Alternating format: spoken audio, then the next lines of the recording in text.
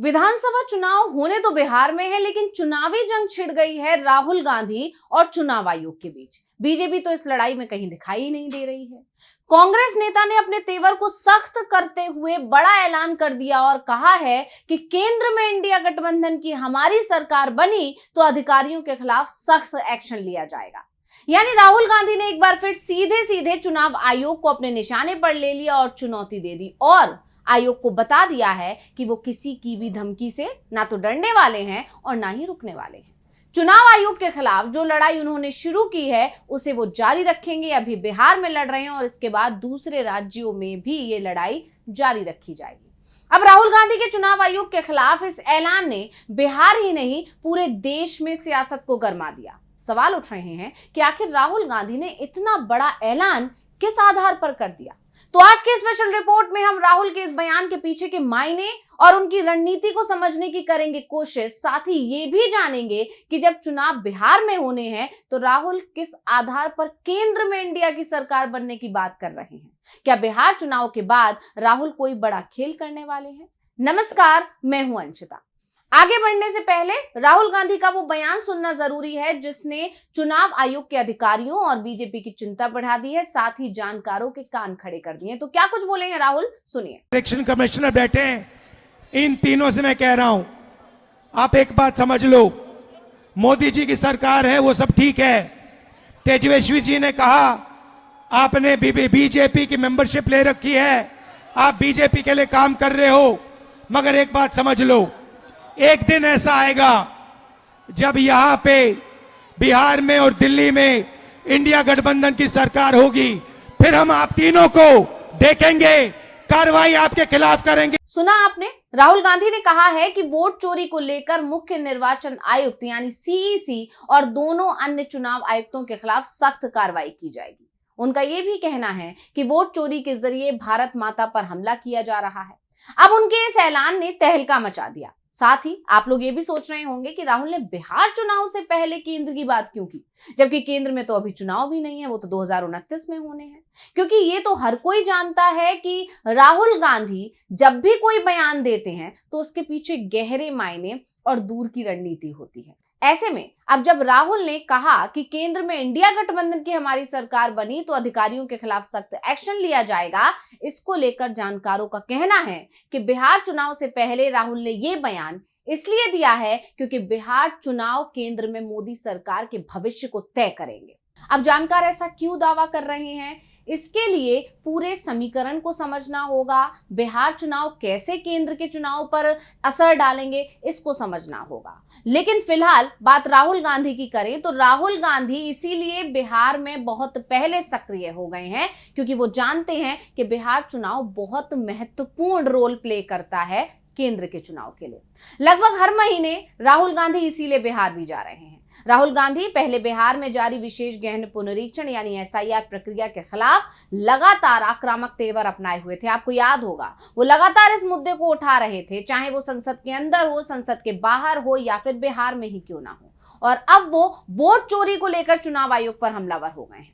वो लगातार हमले कर रहे हैं। वोट चोरी का आरोप लगाने के बाद अब बिहार में वोटर अधिकार यात्रा भी राहुल गांधी के नेतृत्व में ही निकाली जा रही है। और आप सभी जानते हैं कि राहुल गांधी के नेतृत्व में जब भी कोई यात्रा निकलती है तो उसका असर पूरे देश पर होता है। लोकसभा चुनाव के नतीजे पूरी तरह से बदल गए थे राहुल गांधी की भारत जोड़ो यात्रा और उसके बाद हुई भारत जोड़ो न्याय यात्रा के वजह से ही। यही नहीं, राहुल गांधी की यात्रा में वो अकेले नहीं है बल्कि उनके साथ विपक्ष के कई नेता भी शामिल हैं। इस यात्रा ने बिहार में अभी से चुनावी माहौल बना दिया है और चुनाव में धांधली को लेकर राहुल गांधी के तेवर और ज्यादा तीखे होते जा रहे हैं।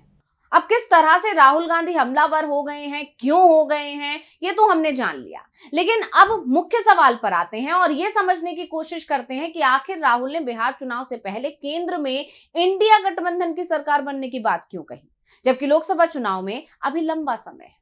अब जानकार उनके बयान के मायने निकाल रहे हैं। जानकारों का मानना है कि बिहार में अगर बीजेपी और एनडीए हार जाती है तो सिर्फ बिहार ही नहीं बल्कि पूरे देश में यह संदेश पहुंच जाएगा कि अब बीजेपी का ग्राफ गिर रहा है। बिहार में बीजेपी की हार से विपक्ष का उत्साह बढ़ेगा क्योंकि कहीं ना कहीं उसकी मेहनत सफल होगी। यही नहीं, इसके बाद 2026 की शुरुआत में 5 राज्यों में विधानसभा चुनाव है।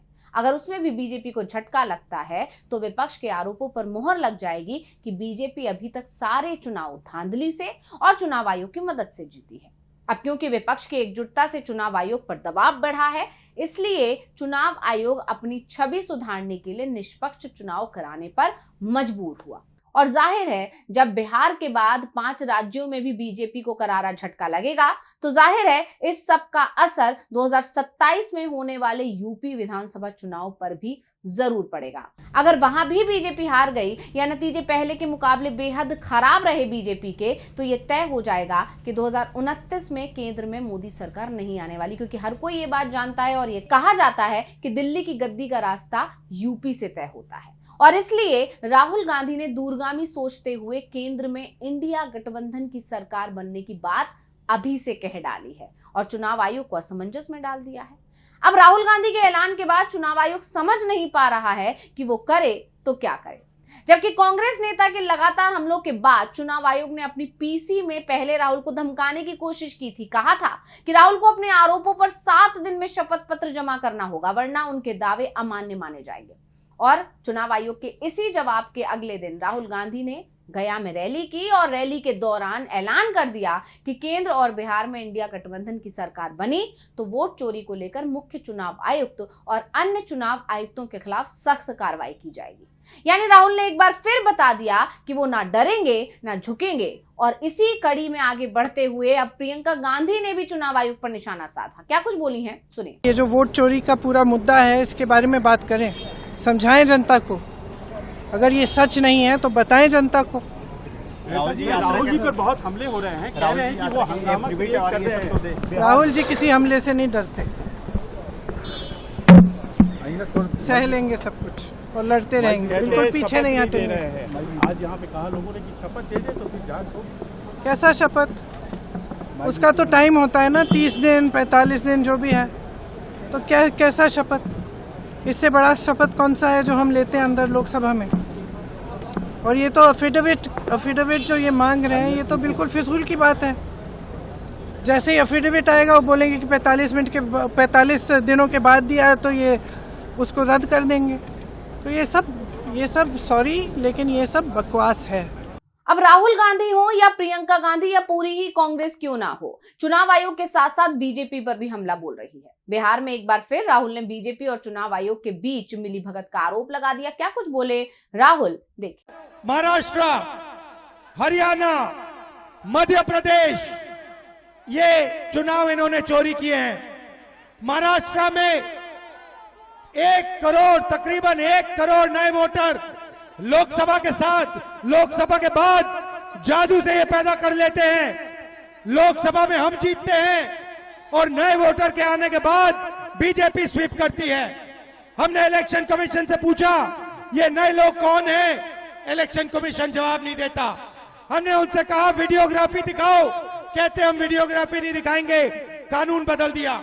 और अब बिहार में नए तरीके से वोटर चोरी, SIR, ये आपके आंखों के सामने, देश के आंखों के सामने अब नए तरीके से चोरी कर रहे हैं।